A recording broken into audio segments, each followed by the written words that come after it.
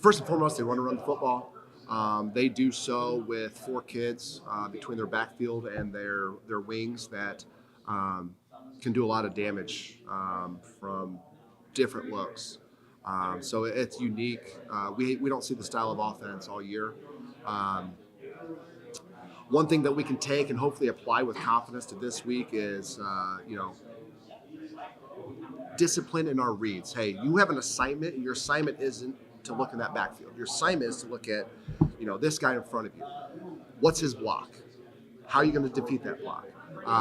To see us execute that at a high level last week and then just be able to swarm the football and finish with physicality. Hopefully, like I said, hopefully we can take some confidence from that. But this is a completely different style of offense. You've got balance in who gets the ball. You've got balance in run pass.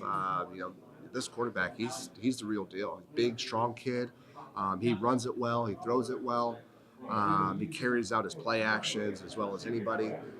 So we're going to have our hands full in that respect alone. But then they play with such a high tempo that you can't emulate during the week. We get our hands full a lot. Ball security, that's been kind of our Achilles heel this year. Ball security and pre-snap penalties and holding penalties have been, when we don't commit those penalties, we've been pretty solid. One thing we've done well this year is run the football. So, the kind of like last week, we wanted to keep Miles McLaughlin off the field.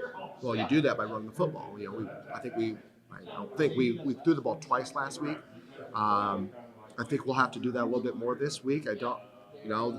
Knox had they had 7 kids starting both ways, and then the kids that subbed in were also starters on the offensive side of the ball. So this Cascade team seems to be deeper. They don't have many kids that see both sides of the ball, and the ones that they do are at their back end. They're aggressive, they're athletic, they're fast. But first and foremost, it starts with their defensive line, in particular their nose tackle. Number 55, Bentley McClellan. He's a load. He's a high motor kid. He fights through double teams so well, and then makes tackles. Fighting those double teams at the line of scrimmage, behind the line of scrimmage. So we're gonna have our hands full. Our offensive line's gonna have their hands full up front, and then their team athleticism and team speed getting the football is pretty impressive. So. It's gonna be hard to replicate what we did a week ago. It's both sides of the ball, totally different schematically, but at the end of the day, I think both teams want to be able to run the football. Both teams want to be able to stop the football. So who can do it better this Friday? I think ultimately we'll come out on top. It mean a lot. This is our second year. We're making history, I guess, for the first time going back-to-back to a 3A state title game, but we've never won a 3A state championship. So, this would mean a lot for the community, for our players, first and foremost for our players currently that have never won a state title. We stress to them, even at sectional time, hey, don't take this for granted. You guys know this is not easy getting here. It's not easy winning. And we've had some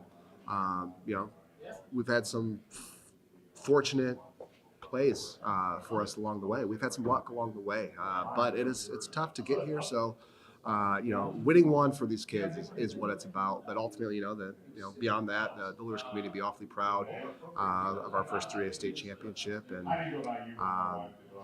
it'll be a lot of fun. But we got a long ways to go to get there.